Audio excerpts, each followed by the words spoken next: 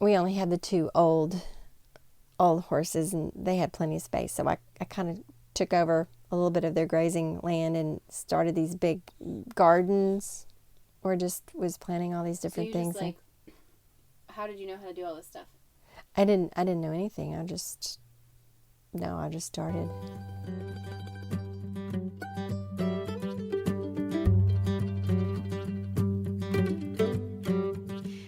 You're listening to the Good Dirt Podcast. This is a place where we dig into the nitty-gritty of sustainable living through food, fashion, and lifestyle. And we're your hosts, Emma and Mary Kingsley, the mother and daughter founder team of Lady Farmer, a slow living apparel and lifestyle brand. We started this podcast as a means to further share the wealth of information and quality conversations that we're having constantly in our world as we dream up and deliver ways for each of us to live into the new paradigm, one that is regenerative, balanced, and whole. We want to put the microphone in front of the voices that need to be heard the most right now: the farmers, the dreamers, the designers, and the doers. Come cultivate a better world with us. We're so glad you're here. Now let's dig in.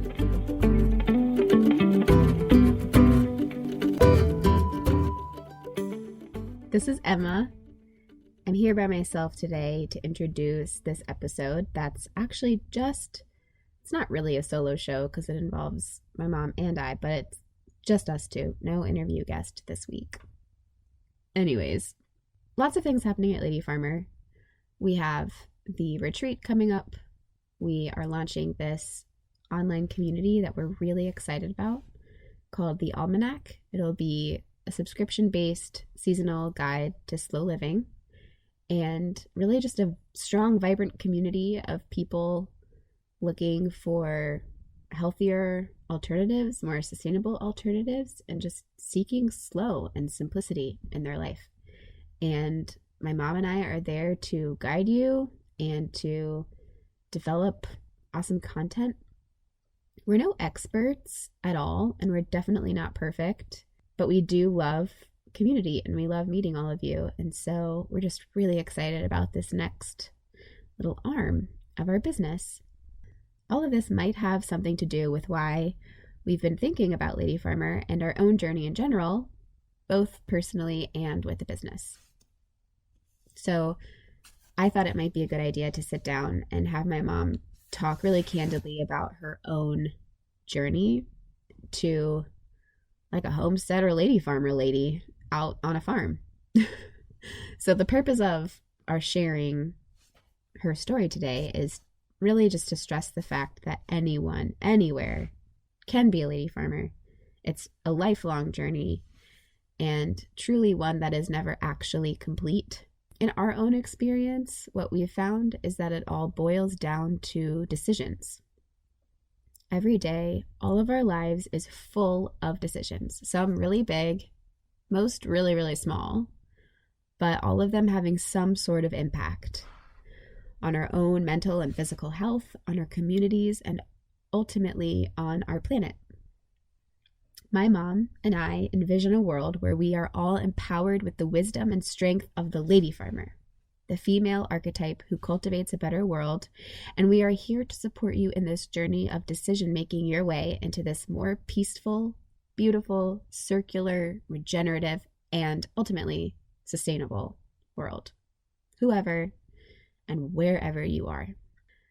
We'd love to know where you are in your journey, what decisions you're struggling with, parts of your life where you're searching for more peace and connection, your desires, your yearnings, your questions around living more slowly, and the never-ending search for more sustainability in our own lives and in the world at large.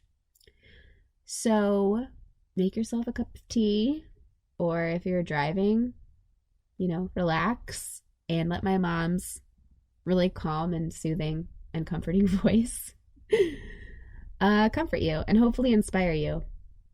And I'm just so happy to share this with you all.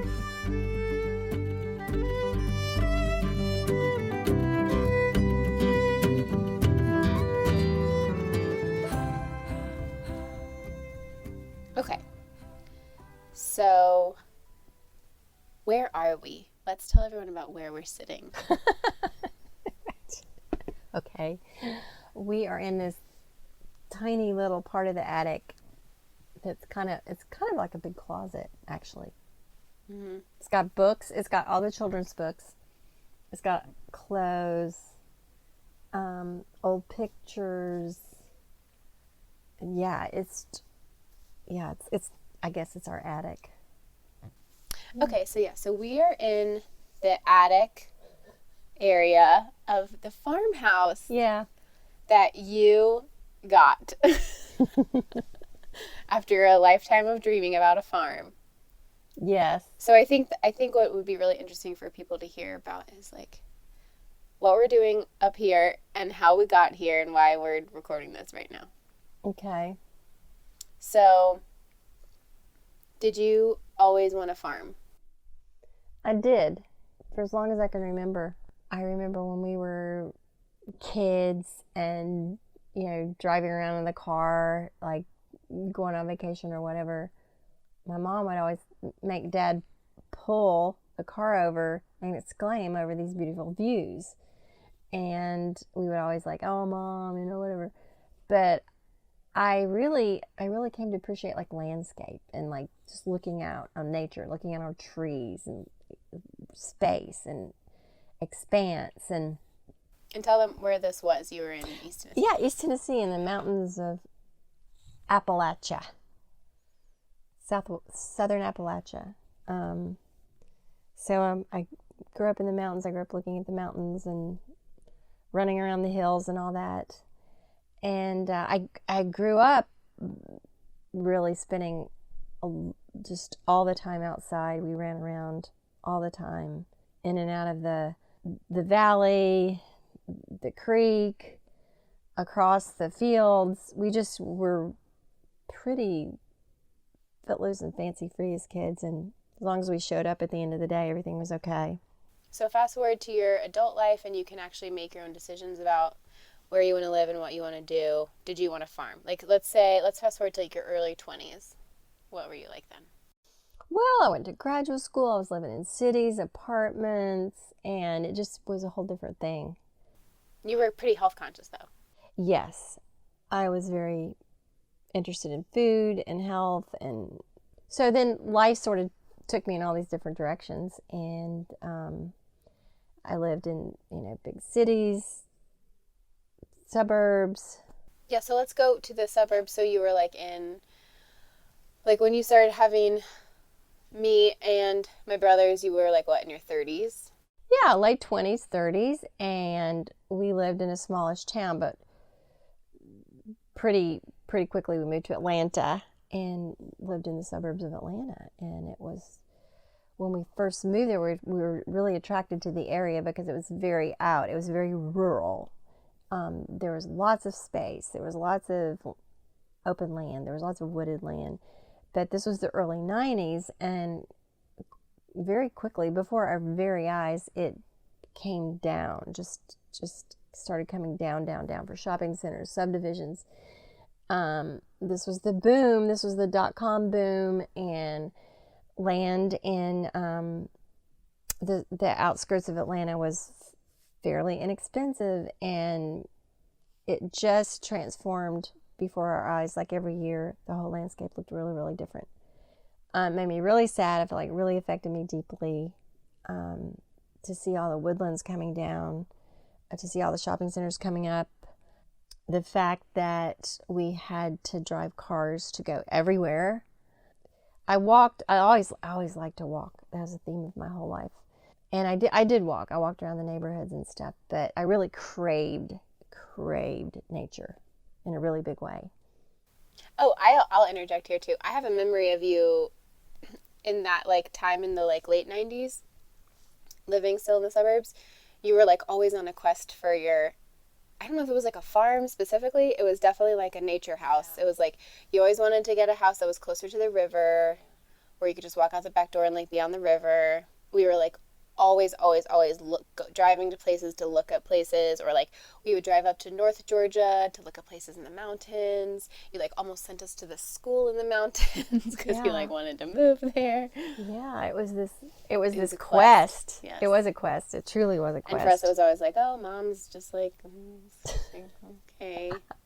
But, you know, we ended up being in our perfectly nice suburban neighborhood for 13 years, and it was, you know, it was Did you feel great. like you were like sacrificing yourself for your family? No, it wasn't that. It was just this yearning. It was a yearning. Does that make sense? Mm-hmm. Yeah, and I was like, just always just thinking about that. You know, what was I looking for? And it was an immersion. It was an immersion experience. That you were looking for. Yeah. And were there ever places in your life where you like felt like you got that? Like, were there any, you know, activities we did? I guess like we went camping a lot. Yeah, we went camping a lot, and the mountains. And then I would, you know, go home to see my parents where I grew up. That was a connection with that, where I'd grown up and the environment.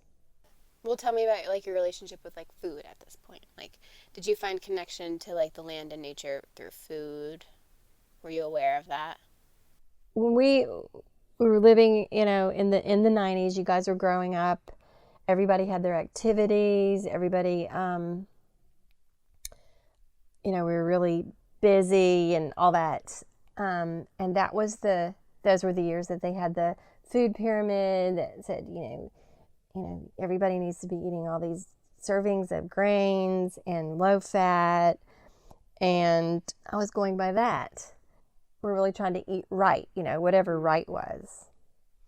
Yeah, a lot of convenience food. Mm-hmm. So we just sort of were like, thought we were following the rules. Though I will say that you did try to buy organic. Like, you always had that in you. And you were shopping at like Whole Foods and stuff before it was like... Yeah, we got a Whole Foods somewhere like in there. we would like go out of our way and... But anyway, it wasn't until I have a distinct memory of, and this was, 2000 something, your older brother had actually been to college, and he came home and he said, there's a book you all need to read. And it was Omnivore's Dilemma by Michael Pollan. And this was after we moved to D.C., right? Yeah, we were in D.C. by this time. So just for some backstory, when I was in the middle of high school, we moved from suburban Atlanta to Washington, D.C. to the city. We were living in a house in the city. It was very different. We downsized the house. There wasn't even room for all five of us, really, in that tiny house. And it was so fun. I had fun. We loved it. We loved the city versus the suburbs because we could walk places and we were close to stuff. It was a whole different vibe, and it was close to the river. Yeah, and I had marvelous places to walk. And so a couple things happened. We had a farmer's market that was a couple blocks away. That actually just opened like right after we got there, right? Right. It was like new or even opened after we got there. Just right about the same time it started. Yeah. So this is 2007. And so we would walk up there on Sunday mornings, and, you know, we got to know the farmers and the food, and it was just this whole other world that I was just totally drawn to. And we started just thinking about food in a different way and cooking differently. And then I read that book. We both read it, your dad and I, The Omnivore's Dilemma, and it really, really taught us some things about, you know, paying attention to, you know, where your food's grown, how it's grown. Do you remember if that was before or after? You told a story on a recent interview that we did of Dad bringing home a clamshell of raspberries. Mm-hmm. Was that before or after you guys read the book? It was all during like this, I don't know, I can't remember the exact chronology. Okay. But I do remember that very clearly. Like, you know, he came home from the store and there was a clamshell, a very small clamshell of raspberries. And it was like February. It was like February. And it wasn't even like, it was like enough raspberries like go in your palm of your hand or something, and they was like $6 or whatever. And I said, why? We don't need to do this. And his response was like, if we want some raspberries, then we should be able to get raspberries because they're there. And I remember thinking like, no, we shouldn't be able to get raspberries in February, and this is not right. And they've been shipped a long way in plastic, and they're not fresh, and there's something not right about this. And something sort of clicked for me then that, you can't, you shouldn't be able to eat raspberries any old time you want. You should wait. You should eat raspberries when they're in season. So that, things just started shifting. This is, we were in DC. You guys read this book. You had the raspberry revelation. The raspberry revelation. Yeah. Farmer's market. I remember, too, you guys kind of, like, really into the farmer's market. Like, really getting to know a lot of the vendors. Mm-hmm. Y'all are still in touch with at least the fish vendor. And we've been getting our salmon from him. Yeah. For 7-8 years now. Yeah, many. 9-10 yeah, years. Longer than that. Gosh. 13. Oh, my gosh. Well, I would say at least 10 years. Yeah. Traveler, Salmon and Sable, shout out. Yeah. Anyways, the point of that being, you guys were really invested in such a way that you formed really, like, real relationships with these farmers and vendors. And it was, a weekly ritual. You guys would walk down. Wouldn't miss it for anything. And then around that time, I feel like you guys also got really interested in regenerative farming and grass-fed. Yeah. And so I would drive out in the summertime. I would drive out from our home in DC out here to where we are now, because there are a lot of pick your own farms, and I would get pick your own berries and stuff. I would get the berries, the apples, the whatever produce was around, and I would do this almost every weekend and come out. It was about a 30-45 minute drive.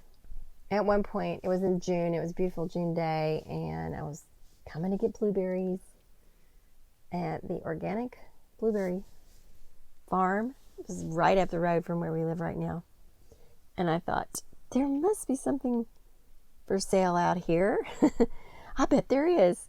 And I'll interrupt you. When you were like doing this, when you were driving out here, because I remember you do it quite frequently, were you thinking like, I really wish I lived out here, or I want to live somewhere like this? Or like, what was your feeling?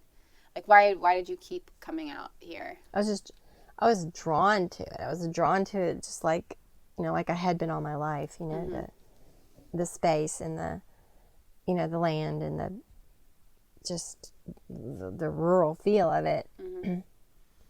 And I think it just hit me one day, hey, maybe we could live out here. Maybe there's something for sale out here. Maybe we should look around out here. And we did. We looked, and there was this funny little farmhouse for sale, and we bought it. Yeah. Yeah. That's actually, it sounds like a really short and condensed version, but it actually really was kind of like that.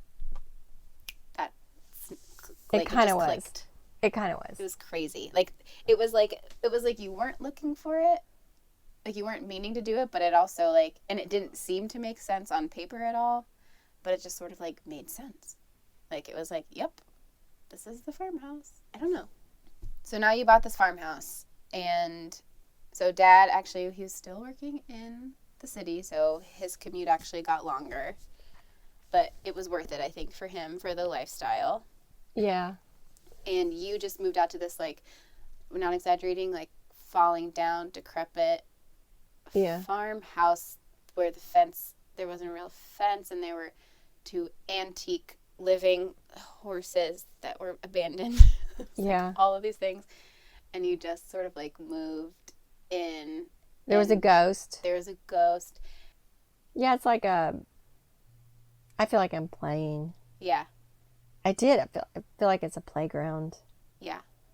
I did from the very first we got here, and we only had the 2 old horses, and they had plenty of space. So I kind of took over a little bit of their grazing land and started these big gardens, or just was planting all these different things. So you just how did you know how to do all this stuff? I didn't know anything. I just started. Yeah. But how did you get your information? You too, girl. And did you like read any books? Did you follow any people specifically? I do remember I watched Paul Gauci has a movie, I think it's called the Return to Eden Garden, or the Back to the Garden of Eden, or something like that. Mm-hmm. And it's about how he created this beautiful food forest by using wood chips. And so that was the first thing I did. I transformed these horse pastures into a garden space by spreading wood chips all over everything, because that kept all the grass down and started. And you got chickens and guinea hens. Yeah, chickens, guinea hens. A couple years into it, we got sheep, bees, ponies. So for the most part, just for anyone who's curious, we definitely eat the eggs from the chickens. Mm-hmm. We also have a rotating cast of chickens because there's a lot of predators around. So the first set, we like named them all, and it was cute, and we've stopped naming them. We are not skilled beekeepers ourselves, but we have always been lucky to know beekeepers in the area that are always happy to come take care of bees, of the hives, mm-hmm. in exchange for a share of the honey, so that's great. And then the ponies and the horses, well, unfortunately, the two antique horses have since passed. Rest in peace. Shaitan and Ramona? Rita. Shaitan and Rita. But the horses really help with, they graze, they eat the grass, and they eat bugs, and they poop, and then we have manure for the garden. And so basically the point of all of this is that it's not really, we don't really, there's not commercial farming. It's definitely much more small scale homesteading. And for the bulk of our food, and I keep saying our, but I really mean you and Dad, the bulk of the food comes from a local CSA, which is community supported agriculture, so it's like a farm membership. But I would say, every time I come here, I'm always eating pretty much only food that's from the CSA, wine from the winery down the road, or, fruit or herbs or veggies that were grown in your garden. So you guys eat like super close to home, and it's really, really cool. Yeah, and it really, pardon the pun, it really grows on you once you start eating that way. Or for me anyway, it makes me, I don't like to eat out anymore. Used to be like just, part of life. You'd go out and eat and go to dinner or whatever, and I don't even, it's not that I feel like I shouldn't, it's like I don't want to. Well, y'all hardly go to the grocery store.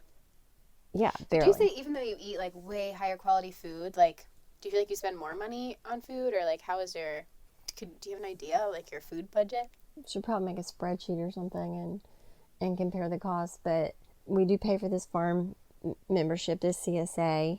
But it's everything. It's a full diet CSA. You get your produce, meat, eggs, yogurt, kefir, grains, beans, and milk, raw milk.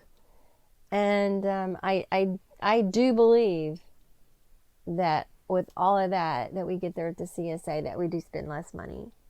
Is it overwhelming to have all of that beautiful fresh food every week? It's a commitment. It is. You have to decide that you're willing to take the time to make use of the food so it didn't go bad. You have to decide, you have to want to do that, and you have to realize that what you're trading, like, what would you be doing if you weren't preparing a meal? Would you be going out to get already prepared food? Would you be doing some other activity and then getting fast food? Scrolling the internet? Yeah, what would you be doing instead of the very basic fundamental activity of preparing good food for yourself? I have a question. This might be hard. Yeah. So this is obviously, as is described, has been a lifelong journey. And perhaps it has all happened in its perfect timing, as everything does. Do you think that this kind of life would have been really feasible, like with 3 young kids, and like what do you think that would have been like had you had this opportunity to like have a CSA and have this land with like when we were all in middle school and high school? Yeah, I sometimes I just really wish that you guys could have been raised this way, but it just wasn't. It just wasn't. I mean, that wasn't the path. So, I don't know. There's really no point in saying, oh, we should have done it differently. We followed we followed where the road led us. And well, I guess my question isn't Yeah. would you have done it differently, but like, do you think it's possible? Yes, absolutely. Yeah. Like I do think about like, what if your all's activities had been, instead of like going here and there for all the, the dance and the music and the acting and all that was, just wonderful, wonderful stuff. But, what if you'd each had your animals to take care of, or your horse to ride, or maybe you would have been interested in chickens or growing things or whatever. I mean, it could have been that way too, but it wasn't. Mm-hmm. What do you think? What do you think about that? I don't know. I just feel like, I mean, I don't have kids yet either, but I mean, I even have a hard time sometimes, like meal planning and meal prepping, and like I literally have no excuses. Like I should be able to, I mean, I'm only responsible for myself right now, so like I should be able to take whatever time I need, to eat like perfectly well, and it is totally hard. It's really hard. And so, I mean, I have friends that have like a bunch of kids and they eat really well, and I just like mad respect. I just know it's just a shift in priorities, and it's kind of like this home-makey value, like home values thing that I feel like we in the like 90s, at least when I was growing up, like got away from, because it was like more feminist to like not be in the home and like not be tied to your space and your home keeping. And now I feel like there's a real like turn towards that, especially in a year like this year where everyone's forced to be home. Yeah, but I don't know, I'm kind of learning as I grow older and wiser that there's something like really gratifying and fulfilling about making a happy and healthy home. I don't know, I guess my question is just like for the person who might be listening, and it's like, oh, well, that's all well and good that you've decided to commit this time and energy to eating this way and supporting your community in this way, but like I just don't have time, or I don't know. I totally could relate to that person. So I think the 90s was a time when you were very, very supported in making decisions that had to do with convenience. The culture really supported that. And I remember specifically, no one worried about what the kids ate. The conventional wisdom was, oh, you guys would get what you needed. Didn't really matter. Whatever it was, you'd do fine. Mm-hmm. And, with that, okay, we believed it. And you just feed them whatever, just get by, just do what helps you get by. Do what helps you get through the day. Mm-hmm. It's okay. And there was permission all over the place to cut corners and fast food and convenience food and packaged food, processed food. And I think it's different now. People have different awareness and sensibility. And therefore different priorities. Yeah.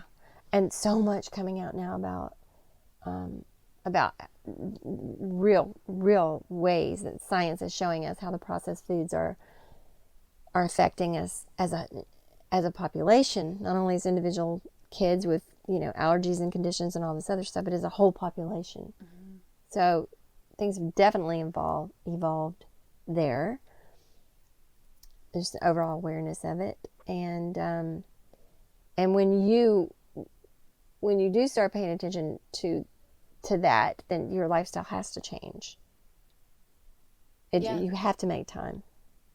There's really no choice. You're not. Yeah. It's not.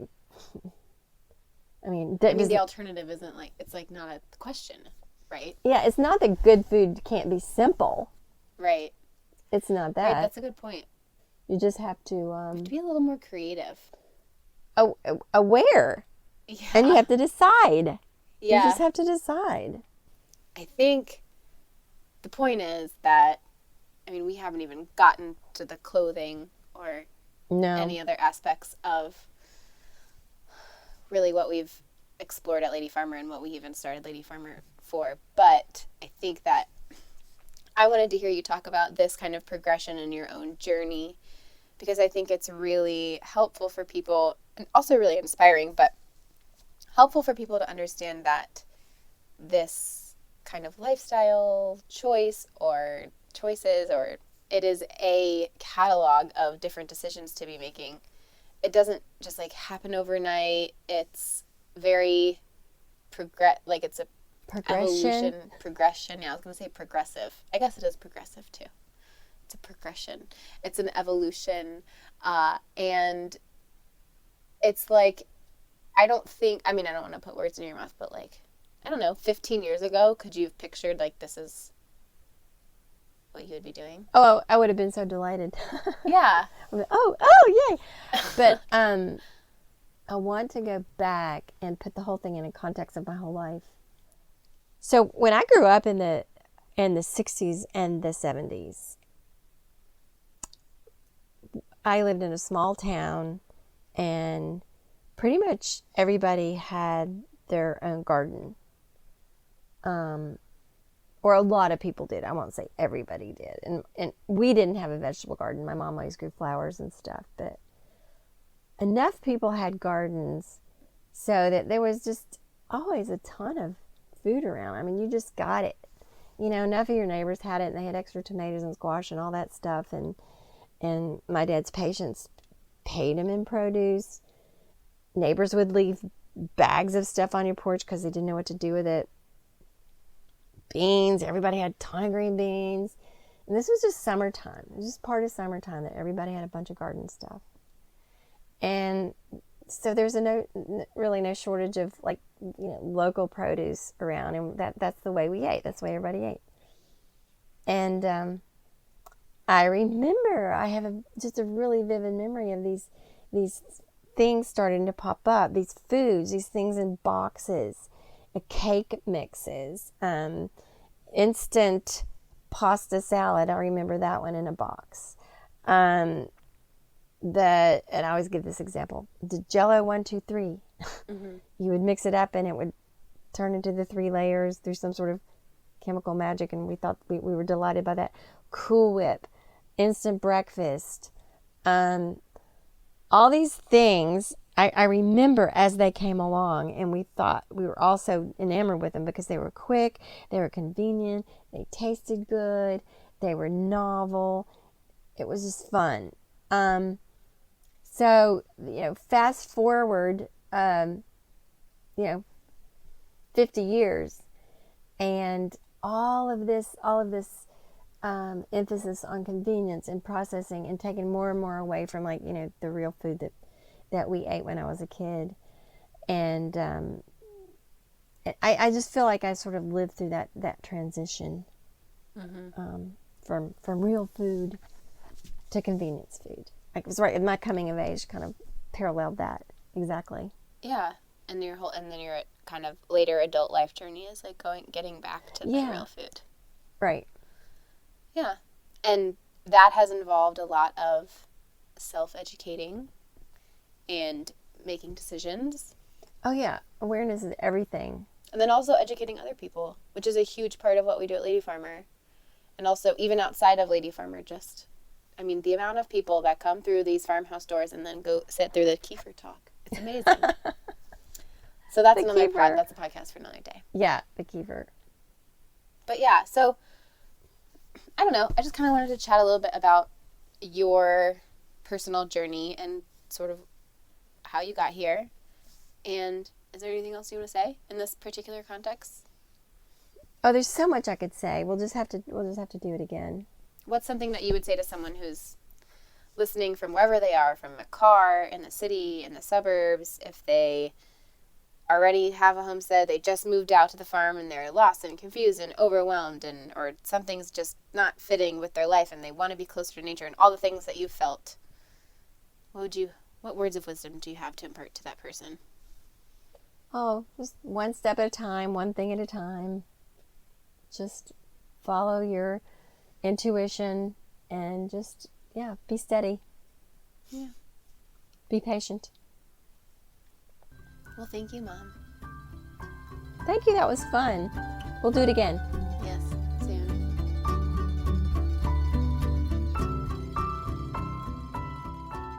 Well, y'all, I hope you enjoyed that little chat with Mary. We'll do mine next, or soon, or something. But in the meantime, make sure that you are following us at Lady Farmer. We are Lady Farmer on Instagram. If you're interested in coming to our virtual slow living retreat, it is November 14th and 15th next month. You can get tickets online. We have just such an incredible lineup of workshops and programming. Natalie Channon from Alabama Channon is joining us for a live recording of the Good Dirt podcast. It's going to be amazing. We also have an incredible panel of small business owners and slow livers. Slow livers. That sounds funny. People who seeking slow living is the name of the panel.